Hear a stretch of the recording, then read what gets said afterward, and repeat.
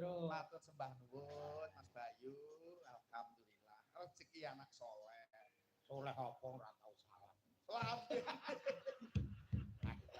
Arep dandane salat sik lah kok bisa. Salah kok madhep ngetan. Lah wis wong bingung kok. Ora takok sing ngerti. Nek bingung ki ora apa-apa. Wong bingung ora apa-apa. Wong sing jeneng Gusti Allah ki ning endi-endi bisa nampa. Niki nek salat kan madhep anu ngidul. Nggih. Mas, lah niku ngidul ya. Napa nggih dak lebih puter ngene. Kok nek salat kok puter. Ayo, tutuke Mas Petruk. Mano. Rukun Islam niku.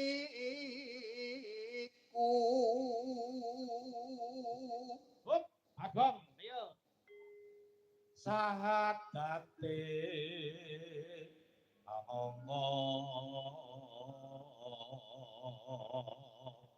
siji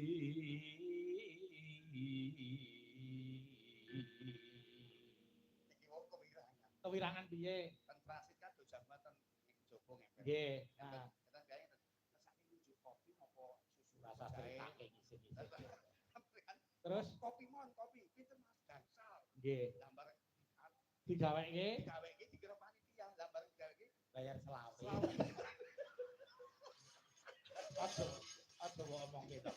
Wong pinah yo gak boleh enggak. Ngono kuwi Dikira panitia. Kata panitia wong sing dodol yo demes. Terus dasar yo ditari ya. Ngersake ngunjuk kopi.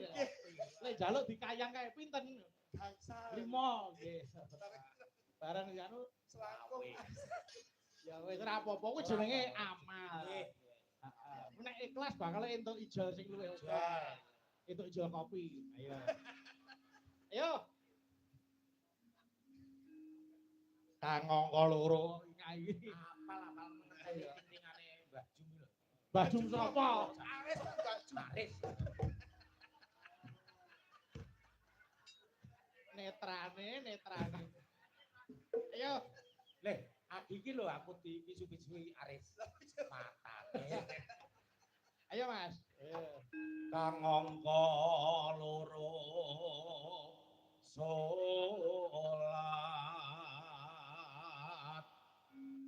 dene kang angka telu.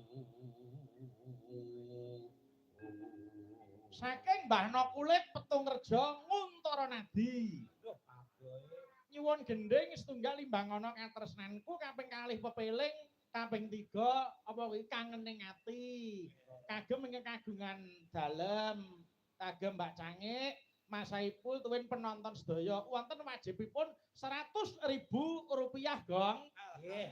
Matur nuwun. Apa? Ya Gong. 100 tak kaya Petruk ngono. Iki jare pepeling iki, Mas. Lah ya wis ki lho pepeling, pepeling. Wis tak kaya Petruk. Lah aku bawa iso kok ya rento. Ya ngono mbok menapa etuk kok ya. Wis to mbok selawi kopi lho. Wis. Ayo. Ayo.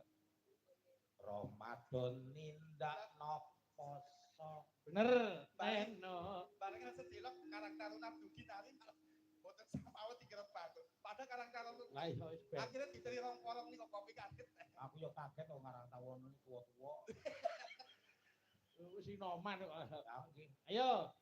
Ramadan nindakno poso papat yakat ping 5 ibadah haji orane rukune Islam